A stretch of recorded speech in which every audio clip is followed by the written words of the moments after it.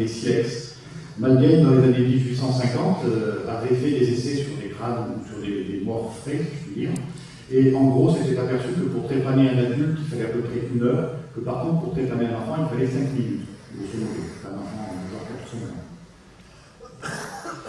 Donc, non seulement on a retrouvé des traces de crâne trépané, mais on a également trouvé des traces de fractures réduites et consolidées, ainsi que, comme vous le voyez sur la première image, je crois que c'est un os d'un membre, dans lequel est plantée une pointe de flèche qui a cicatrisé naturellement. On n'est pas arrivé à extraire la flèche, mais le patient a cicatrisé de sa blessure, ce qui sous-entend d'une part qu'il a été pris en charge par des soignants, que comme il était probablement pas très vif pendant quelque temps, on l'a nourri, on l'a soigné, etc. Donc il y avait la notion de prise en charge du blessé, de soins et ensuite d'assistance au blessé. C'est quand même pas négligeable.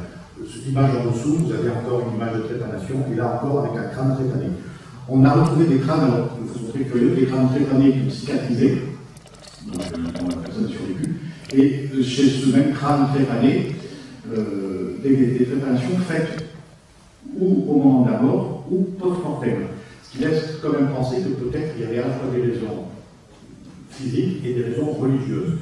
Comme si les gens qui avaient déjà été trépanés une première fois et avaient survécu avaient une espèce de caractère sacré. Enfin, pour que je dis là, on ne peut pas développer puisqu'on manque des éléments écrits. Là, c'est pour vous dire qu'effectivement, cette époque-là de la préhistoire, la traumatologie routière était encore extrêmement limitée, malgré les appareillages comme on peut le voir. Alors ensuite, en dehors de la chirurgie, donc la suppression de la cause de la douleur, bien sûr, il y a les moyens médicaux de lutter contre la douleur. Les individus dans la préhistoire consommaient de la viande, mais la viande a tendance à essayer de s'échapper ou même à essayer de nous attaquer quand elle est sous forme d'animal vivant.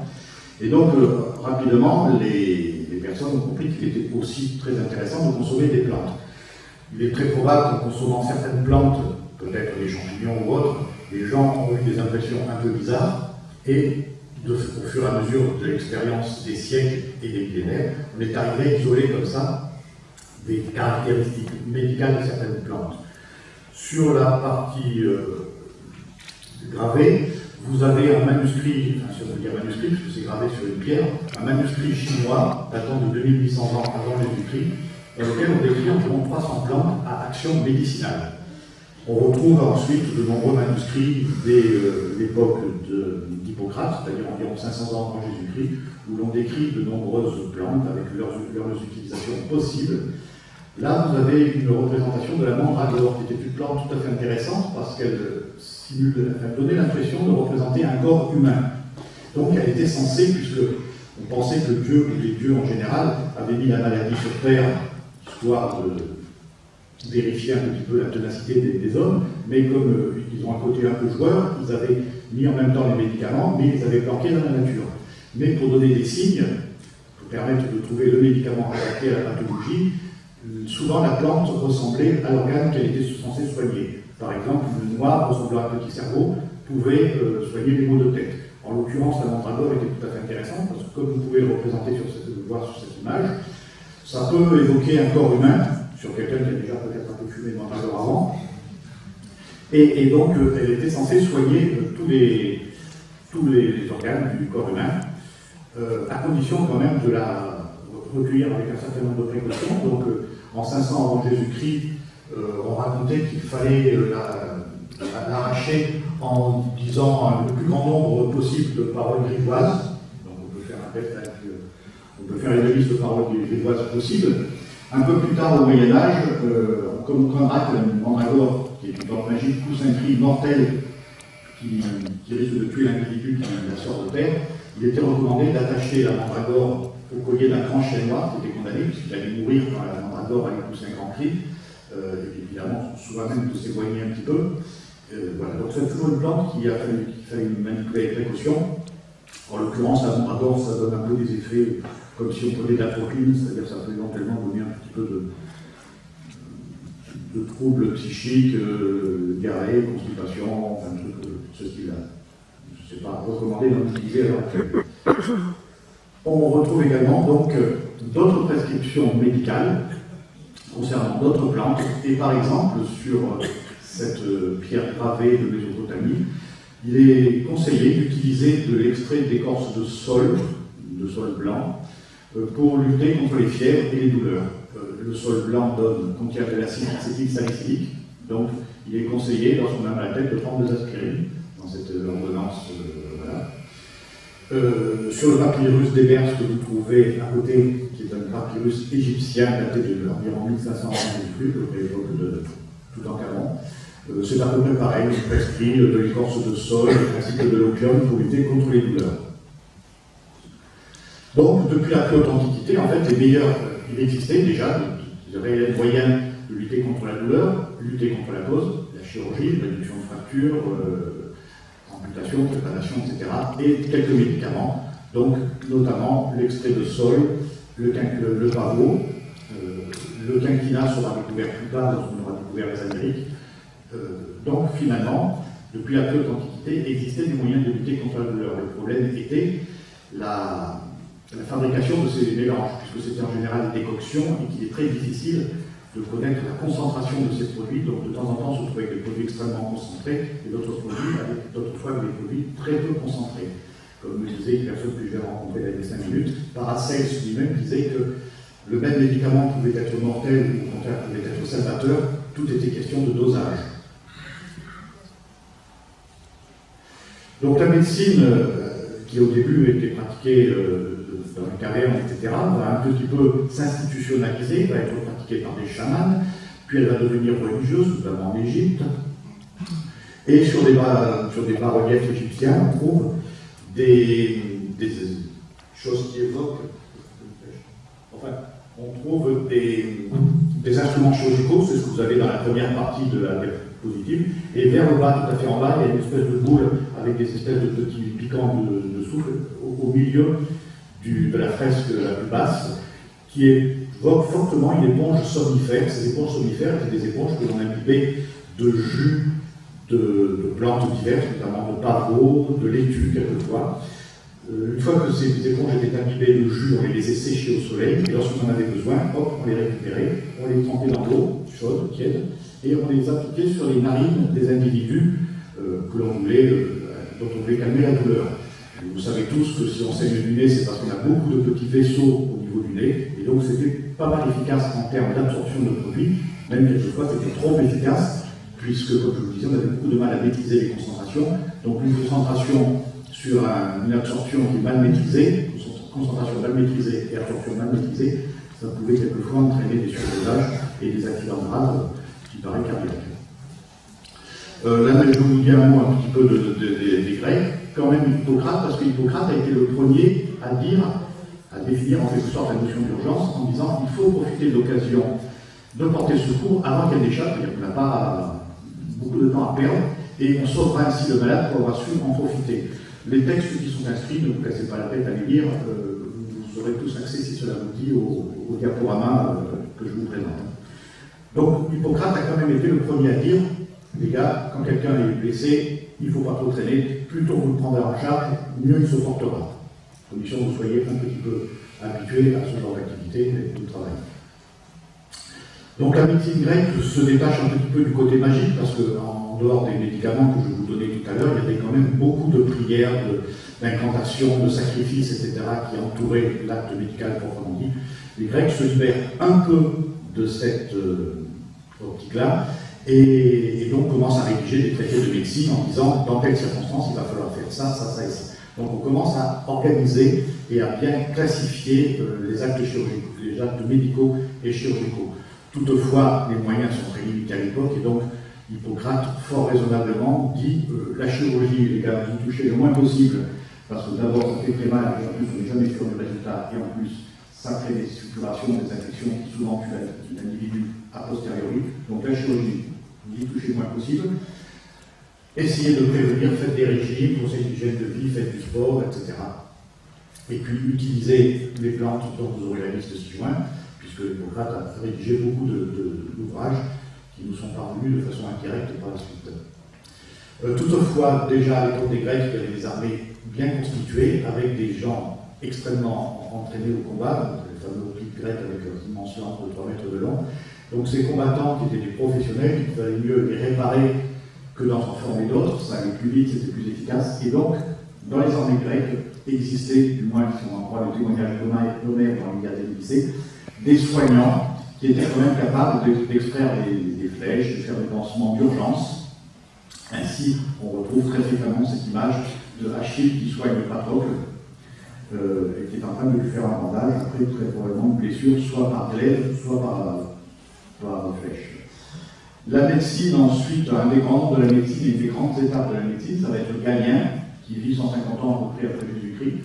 Alors lui, il a un terrain de jeu assez vaste, puisqu'il est médecin des gladiateurs, et que donc, bien qu'à l'époque de Galien, qui est déjà le début de l'ère catholique, la dissection soit déjà interdite, l'avantage c'est que les gladiateurs sur les champs, dans les arènes, se dissèquent au moins partiellement eux-mêmes, et donc Galien fait comme ça de nombreuses découvertes sur le système nerveux en particulier, puisque quand on se prend un coup de sabre sur le côté du cou, par exemple, ce qu'on appelle par exemple le syndrome de Brown, c'est quoi? On va avoir une dissociation entre la sensibilité qui disparaît d'un côté et la force motrice qui disparaît de l'autre. Donc Galien commence déjà à évoquer des choses comme le fait que les nerfs sensitifs et moteurs ne sont pas identiques. En plus de ça, il reprend beaucoup les écrits de ses prédécesseurs grecs, il les améliore, etc. Et également dans des ouvrages, il va répertorier les différents médicaments, leurs diverses utilisations, d'où le terme de médecine pharmaceutique académique. Et entre autres choses, il va mettre au point la kyriaque, qui est un mélange contenant pas mal de produits semi-liquides, une sorte de pâte semi-liquide qui comporte du vin, du miel, des plantes médicinales et de l'opium, du pavot.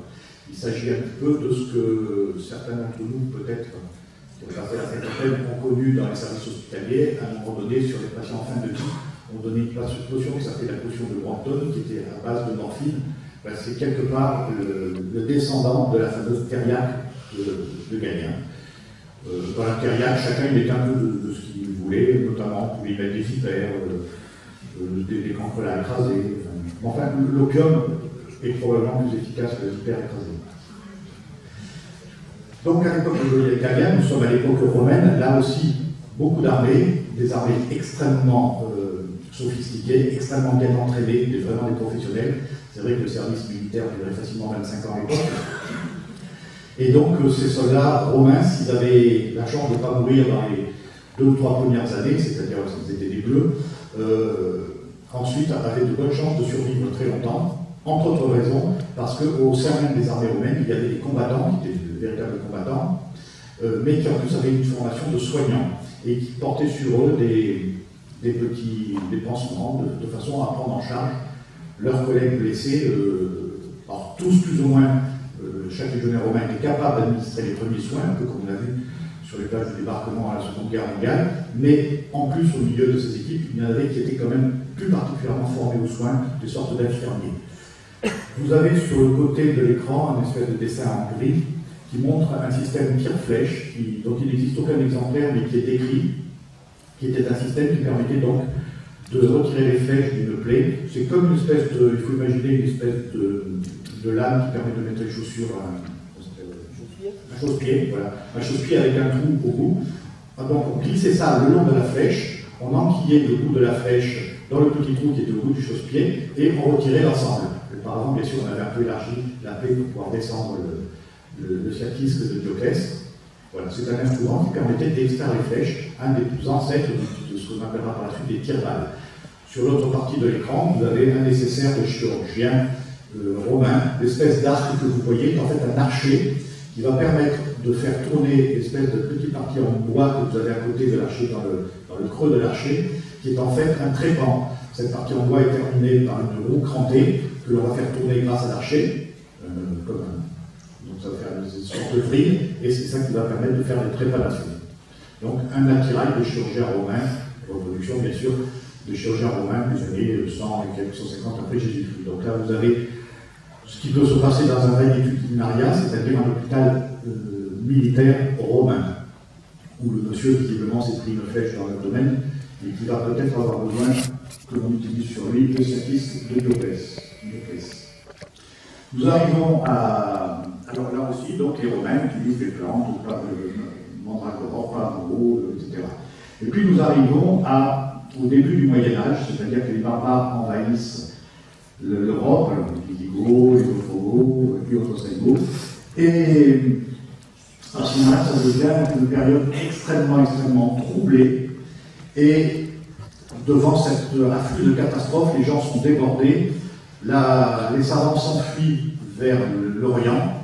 Et l'Occident est un peu dépourvu et finalement manque les livres sont détruits par les barbares. Il reste ça l'habitude des barbares en général, même modernes, de détruire les bouquins. Et donc, absence de livres, absence de savants, énormément de catastrophes. Finalement, les gens ont tendance à se réfugier de nouveau dans la religion.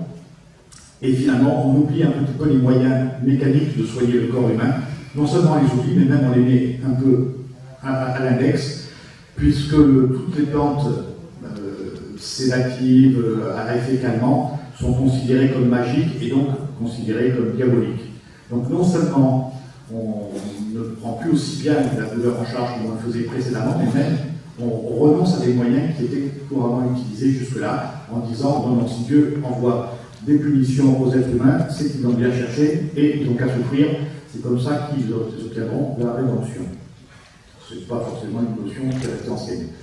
Donc on crée à ce moment-là les hôpitaux et c'est là qu'on prend en charge les blessés. Vous avez là des sœurs Augustines qui pouvaient soigner les blessés. Arrive le Moyen-Âge. Au Moyen-Âge, là, les choses s'améliorent un petit peu. On recommence à utiliser des moyens antidouleurs et par contre, il y a aussi en arrière-pensée le fait que Dieu vous envoie des punitions qu'il faut savoir souffrir, et notamment les chevaliers de l'époque, les chevaliers lors des combats, doivent apprendre à souffrir.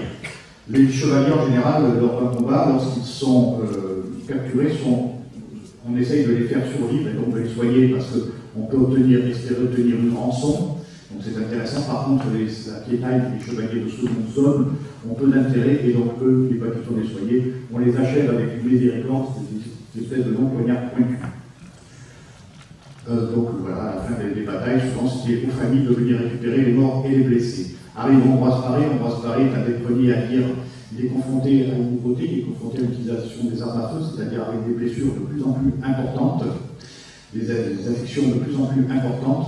Ambroise Paré va être un des premiers à dire, lorsque vous trouvez face à un membre complètement traumatisé, explosé, lorsque les artères sont détruites par la balle, par le coup de sabre, etc., il faut pratiquer l'amputation pour éviter que l'infection s'y mette, mais je vous en prie, n'allez pas en plus brûler la plaie opératoire, parce qu'ensuite il sera impossible de faire un appareillage et de mettre des prothèses.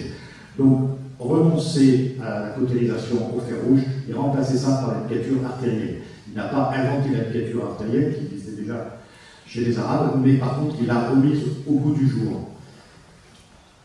Donc, et puis surtout, Ambroise Paré a fait un énorme travail, tant au niveau de l'éthique médicale qu'au niveau de l'organisation de la prise en charge des blessés dans le cadre de l'urgence. Lui aussi disposait des mêmes éléments que ses ancêtres, c'est-à-dire de la chirurgie pour réduire les luxations, les amputations, faire les préparations, l'opium, etc.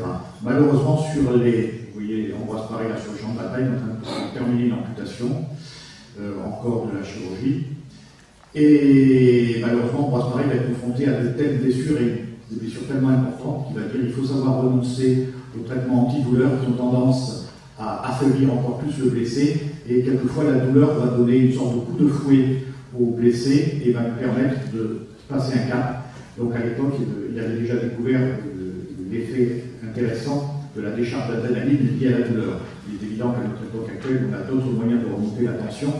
La prise en charge de la douleur se justifie tout à fait et il n'y a plus aucune raison de dire que je ne traite pas la douleur parce que je vais risquer de faire chuter la tension de mon patient, etc.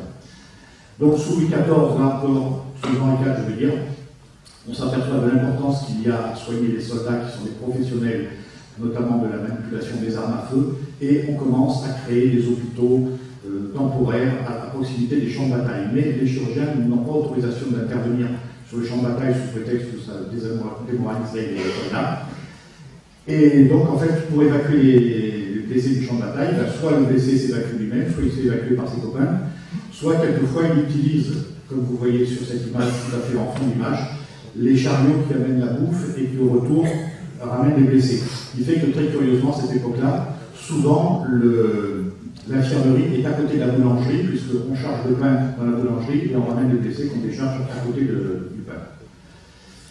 Donc là, on voit ce mari d'un côté qui est en train de faire une opération, et puis un chirurgien qui est en train d'opérer dans les années 1600 et quelques. Vous voyez en arrière-fond un collègue qui ramène un copain blessé sur son dos.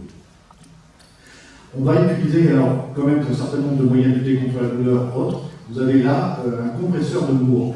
Ce compresseur de Moore sert à reproduire de façon volontaire un phénomène qu'on a probablement tous constaté, qui est lorsqu'on s'endort sur son bras, on se réveille avec le bras endormi et le bras tout engourdi.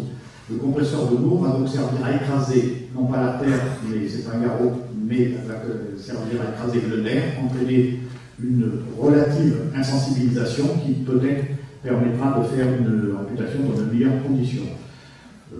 Je ne pense pas que ce soit très efficace.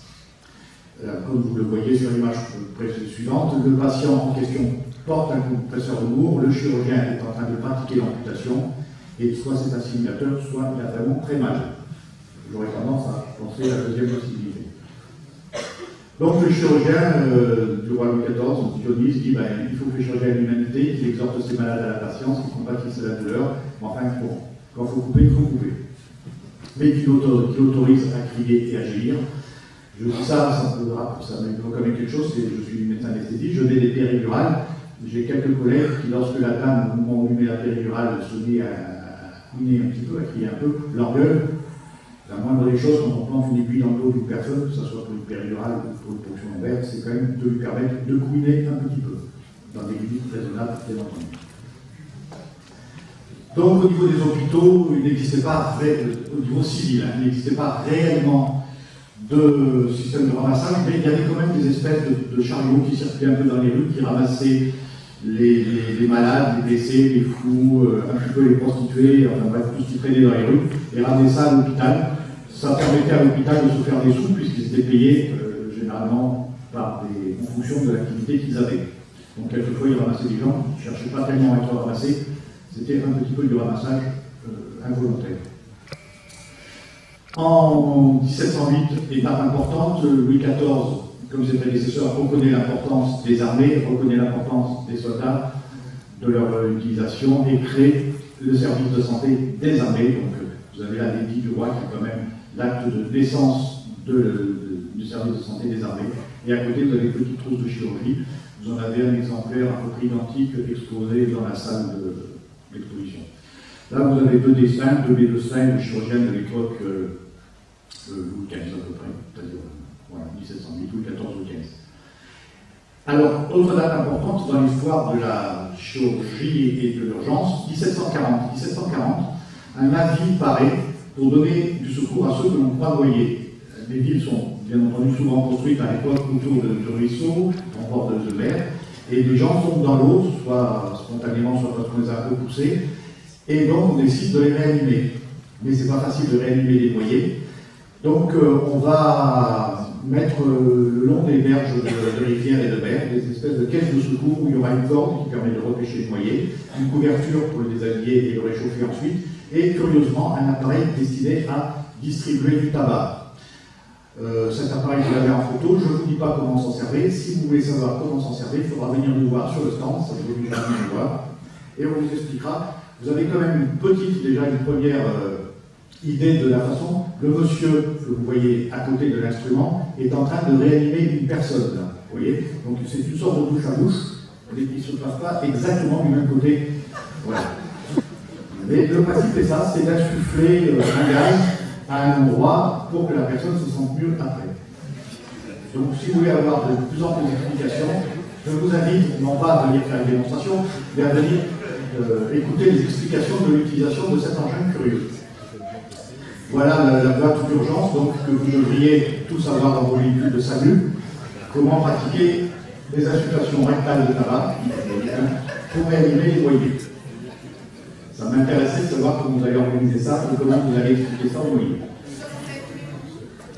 D'autres méthodes de réanimer les noyés, c'est le principe de l'essoreuse, donc on le met sur un baril et... Alors j'ai vu un poster très intéressant à côté de notre stand, qui n'est pas du tout de notre fête, ce poster, intéressant, mais celui-là, dans mon contexte à moi, m'a beaucoup intéressé, puisqu'on s'aperçoit que par cette méthode du baril, on arrive à mobiliser près de 80% du volume courant d'un individu classique. Donc c'est quand même une méthode efficace. La méthode où on le pend par les pieds et où on secoue pour lui faire ressortir l'eau me paraît peut-être moins efficace. Quant à la méthode qui consiste à mettre le noyer dans le tonneau et à lui faire dévaler une pente, c'est-à-dire le principe de l'essoreuse, me paraît aussi à éviter, ne serait-ce que si vous êtes en avance et que vous prenez de l'eau sur la tronche. Donc, les règles de ce noyer, venez nous voir, on a des choses à vous dire là-dessus. On va vous en apprendre et ça va probablement totalement modifier votre pratique courante.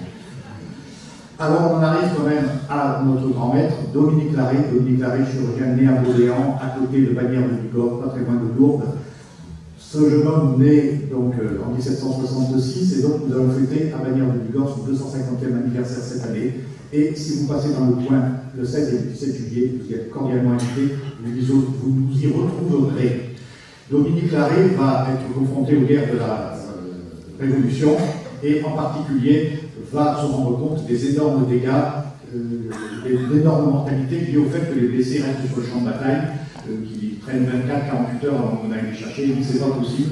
Ces gens-là sont des citoyens qui luttent pour la République, et il faut absolument, ce sont des volontaires, et la plupart sont des volontaires, et il faut absolument leur porter secours dès que possible. Donc il essaye d'intervenir sur le champ de bataille, mais quand vous avez comme à Hello 10 000 gars qui passent au grand galop à côté de la tête, c'est pas forcément évident de pratiquer une amputation dans de bonnes conditions de sérénité, pour le chirurgien, pour le blessé, c'est rare qu'il soit serein. Donc finalement, il dit qu'il n'y a qu'une solution, il faut prendre le blessé, le mettre dans un véhicule et le sortir du champ de bataille. Et donc, Dominique Larrey va à la fois inventer le véhicule et le concept en disant, pour prendre en charge un blessé, il faut le prendre en charge dès la blessure, sur le lieu de la blessure elle-même, et ensuite le mettre en condition et l'évacuer rapidement vers un centre secondaire qui sera traité de façon plus complexe. On parle de Larrey, mais bien sûr Percy, qui travaillait en intendance. Vous avez un véhicule de Dominique Larrey en photo, vous en avez un fait à côté, là, dans le hall.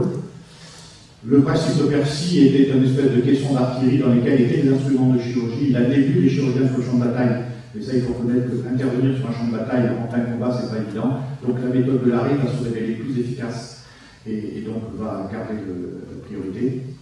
Et lorsque Larrey sera amené en 1799 à intervenir en Égypte, bien entendu, des chariots avec des roues dans les sables d'Égypte, c'est pas évident. Donc il va remplacer ces chariots par des chariots, des dromadaires, je veux dire. Et ensuite évacué vers d'autres hôpitaux militaires. Vous avez une image de l'hôpital militaire de l'époque du Premier Empire. Ensuite, on va arriver à Solferino, bataille de Solferino 1859, énormément de blessés. Malheureusement, la pratique des chirurgiens du Premier Empire a été un petit peu oubliée. Les gens n'ont plus cette dextérité qu'avec les chirurgiens du Premier Empire. C'est très mal organisé, service de soins très mal organisé, il n'y a pas de médicaments, il n'y a pas de chirurgiens. C'est un enfer, la bataille de Solferino est un enfer. Arrive par là un dénommé Henri Dunant, qui constate l'énorme désastre sanitaire qu'est la bataille de Solferino, et ça va tellement le marquer qu'il va mettre toute sa fortune, c'est un petit entrepreneur assez aisé, il va mettre toute sa fortune dans la création d'un service de prise en charge des blessés. Sachant que Dominique Larrey et Percy avaient dit que les blessés doivent être pris en charge en fonction de la gravité de leurs blessures, et on se fout totalement de leur grade, c'est-à-dire qu'un soldat blessé, plus grièvement qu'un général, passera avant le général. Ils avaient évoqué la possibilité d'être neutre quant aux combattants, mais disons que ça n'avait pas été officialisé, et c'est donc Dunant qui va faire l'étape suivante, c'est-à-dire on traite les blessures en fonction de la gravité, et non pas en fonction du grade, de l'importance, etc. Et puis surtout, les services de soins sont neutres, et ils soignent les belligérants, quelle que soit leur nationalité. C'est donc la création de la Croix-Rouge. Vous avez un champ de bataille de l'époque Napoléon III.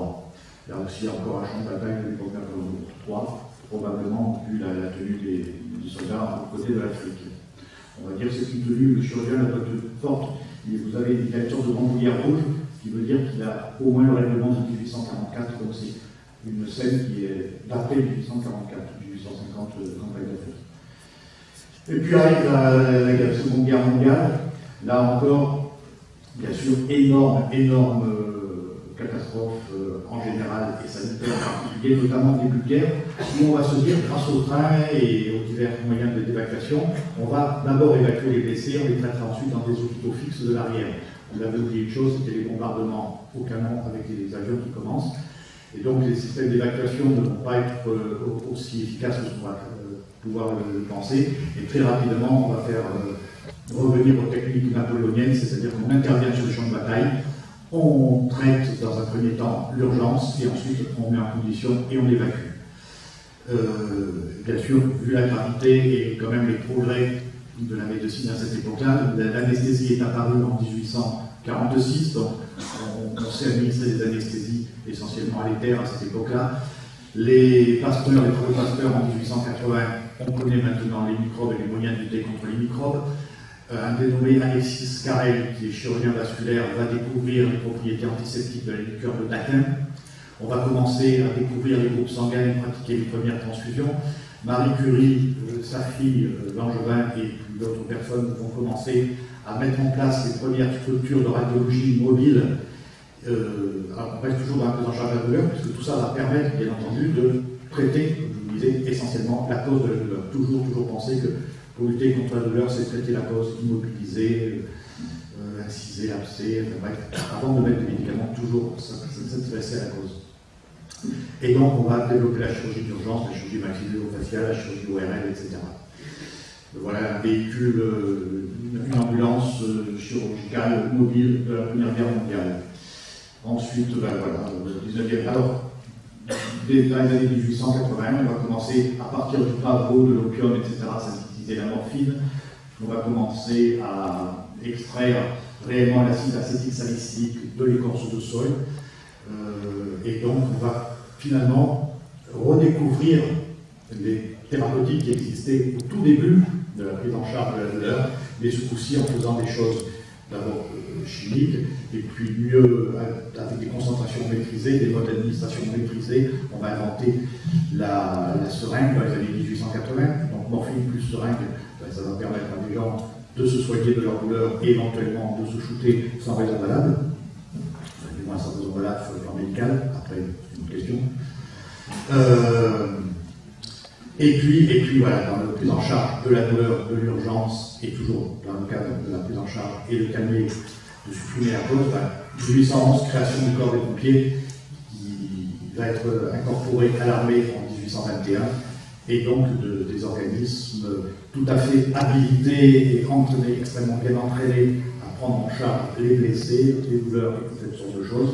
Mais ça, c'est un petit peu notre histoire. Dans les années 1880, une histoire importante qui mérite un développement tout seul, en 1880, à Paris, on peut consacrer les premières ambulances civiles, qui sont en général des systèmes de ramassage assez simples, on appelle bien.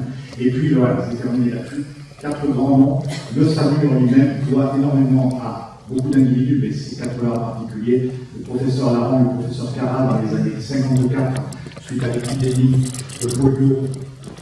On s'est découvert à l'époque, on avait, au lieu de vacciner avec les poumons artificiels dans des véhicules de façon à déplacer les gens malades de problèmes respiratoires vers des hôpitaux adaptés.